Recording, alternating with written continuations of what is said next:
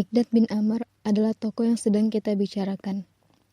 Ia termasuk deretan orang yang pertama masuk Islam dan orang ketujuh yang menyatakan keislamannya secara terang-terangan, hingga menanggung penderitaan dari kekejaman kaum kafir Quraisy.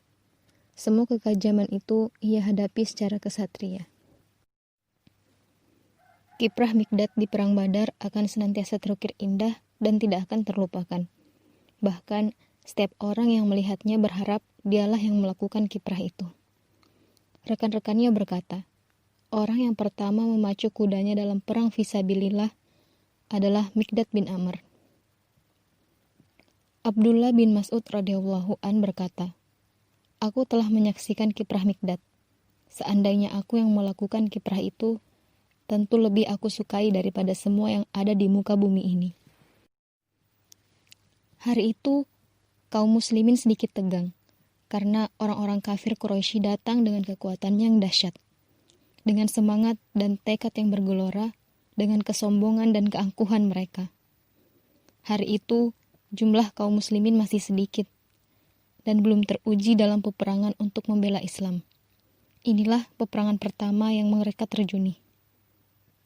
Saat inilah Rasulullah akan mengetahui keimanan para pengikutnya, dan kesiapan mereka untuk menghadapi pasukan musuh yang terdiri dari pasukan pejalan kaki dan pasukan berkuda. Rasulullah kemudian meminta pendapat mereka. Para sahabat paham bahwa beliau benar-benar meminta pendapat mereka, meskipun nantinya ada pendapat yang berlainan dengan pendapat kebanyakan. Rasulullah tidak akan memarahi orang tersebut.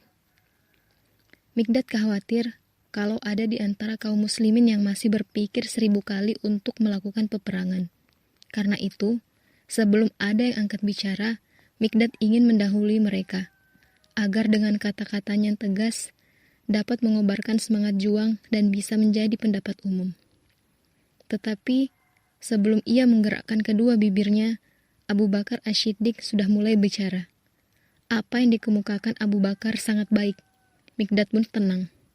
Kemudian Umar bin Khattab menyusul bicara. Pendapatnya juga baik. Setelah itu, barulah Miqdad angkat bicara. Ya Rasulullah, janganlah ragu. Laksanakan apa yang dititahkan Allah. Kami akan bersamamu. Demi Allah, kami tidak akan berkata seperti yang dikatakan Bani Israel kepada Musa, yaitu, pergilah kamu bersama Tuhanmu dan berperanglah. Kami akan duduk menunggu di sini. Tetapi kami akan mengatakan kepadamu, wahai Rasulullah, pergilah berperang bersama Tuhanmu dan berperanglah. Kami akan berperang di sampingmu. Demi yang telah mengutusmu dengan membawa kebenaran. Seandainya engkau membawa kami menerjuni lautan lumpur, kami akan patuh. Kami akan berjuang bersamamu dengan gagah berani hingga mencapai tujuan. Dan kami akan bertempur di sebelah kanan dan di sebelah kirimu, di bagian depan dan di bagian belakangmu, sampai Allah memberimu kemenangan. Kata-kata ini mengalir deras dari bibir Miqdad. Mendengar perkataan ini, wajah Rasulullah terlihat berseri-seri. Lalu beliau berdoa untuk Miqdad. Pasukan Islam pun menjadi bersemangat mengikuti semangat Miqdad. Bahkan, cara bicara Miqdad patut dicontoh oleh yang lain. Rasulullah sangat senang. Beliau bersabda kepada para pengikutnya, berangkatlah dan bergembiralah. Dan kedua pasukan pun berhadapan. Jumlah anggota pasukan Islam yang berkuda ketika itu tidak lebih dari 3 orang, yaitu Miqdad bin Amr, Marsad bin Abi Marsad, dan Zubair bin Awam. Sementara yang lain berjalan kaki atau menunggang unta. Ucapan Miqdad yang kita kemukakan tadi tidak saja menggambarkan keberaniannya, tetapi juga melukiskan sikap bijaknya dan pola pikirnya yang mendalam. Dan memang demikianlah sifat Miqdad. Ia orang yang bijak dan cara pandangnya sangat tajam. Itu tidak hanya terlihat pada ucapannya, tetapi terlihat juga pada prinsip hidup dan perilakunya yang lurus. Semua pengalamannya adalah sumber baik bagi sikap bijak dan pola pikirnya. Ia pernah diangkat oleh Rasulullah sebagai gubernur di suatu wilayah. Tak kala ia kembali dari tugasnya, Nabi bertanya, "Bagaimana dengan jabatanmu?" Ia jawab dengan jujur, Engkau telah menjadikanku menganggap diri ini di atas rakyat, sedang mereka di bawah. Demi yang telah mengutusmu, membawa kebenaran, mulai saat ini saya tidak akan menjadi pemimpin, sekalipun untuk 2 orang. Jika ini bukan sikap bijak, lantas apa? Jika dia bukan seorang yang bijak, lantas siapa? Ia adalah seorang laki-laki yang tidak tertipu oleh dirinya dan kelemahannya. Ia menjadi gubernur, lalu dirinya dikuasai kemegahan dan pujian.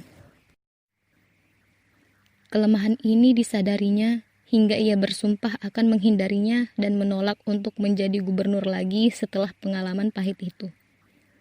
Dan ia menepati janjinya itu. Sejak saat itu, ia tak pernah menerima jabatan pemimpin. Ia sering mengucapkan sabda Nabi Shallallahu Alaihi Wasallam yang berbunyi, "Orang yang berbahagia ialah orang yang dijauhkan dari kehancuran." Jika jabatan kepemimpinan dianggapnya suatu kemegahan yang menimbulkan atau hampir menimbulkan kehancuran bagi dirinya, maka syarat untuk mencapai kebahagiaan baginya adalah menjauhinya. Di antara sikap bijaknya adalah kehati-hatiannya dalam menilai orang. Sikap ini juga ia pelajari dari Rasulullah Shallallahu Alaihi Wasallam yang telah menyampaikan kepada umatnya. Berubahnya hati manusia lebih cepat dari periuk yang sedang mendidih. Mikdad sering menangguhkan penilaian terakhir terhadap seseorang sampai dekat saat kematian mereka. Tujuannya adalah agar orang yang akan dinilainya tidak mengalami hal baru lagi. Adakah perubahan setelah kematian? Sikap bijaknya terlihat sangat jelas dalam dialog berikut. Seorang temannya menceritakan, suatu hari kami duduk dekat dengan Mikdad. Tiba-tiba seorang laki-laki lewat dan berkata kepada Mikdad, "Sungguh berbahagialah kedua mata yang telah melihat Rasulullah Shallallahu Alaihi Wasallam. Demi Allah, kami sangat senang jika dapat melihat apa yang kau lihat dan menyaksikan apa yang kau saksikan." Mikdad menghampirinya dan berkata, "Apa yang mendorong kalian ingin menyaksikan peristiwa yang tidak dipertontonkan oleh Allah? Padahal kalian tidak tahu bagaimana kondisi kalian jika menyaksikannya.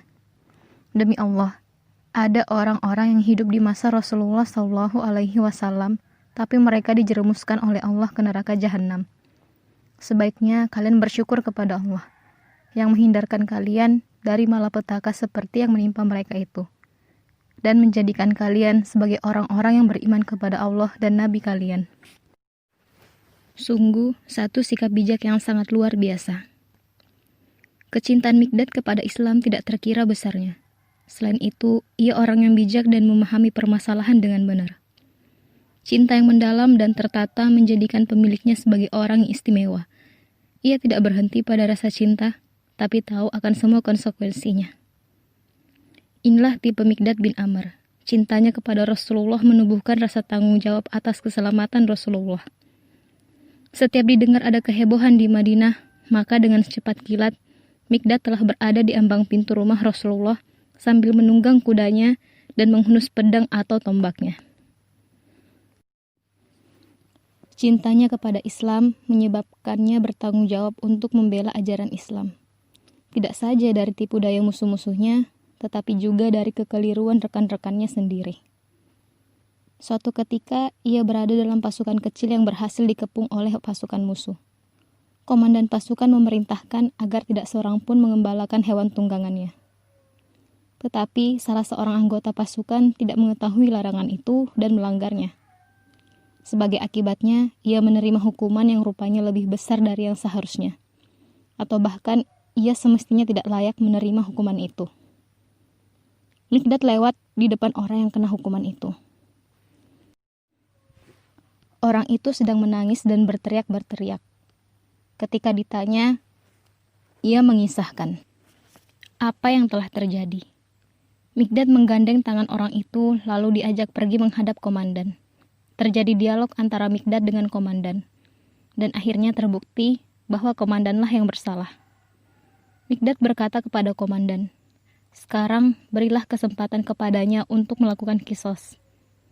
Komandan itu patuh pada saran Mikdad, namun tentara itu memaafkan. Mikdad melihat pemandangan ini dengan takjub. ia mencium kebesaran Islam yang telah memberikan keluhuran. Ia berkata, "Saat aku mati, Islam sudah dihormati." Itulah cita-citanya, yaitu kejayaan Islam saat ia meninggal dunia. Ia perjuangkan cita-cita ini dengan penuh kesabaran dan pengorbanan bersama rekan-rekannya yang lain, hingga ia layak menyandang sabda Nabi Shallallahu Alaihi Wasallam. "Sesungguhnya Allah menyuruhku menyayangimu dan memberitahuku bahwa Dia menyayangimu, wahai Mikdad bin Amr."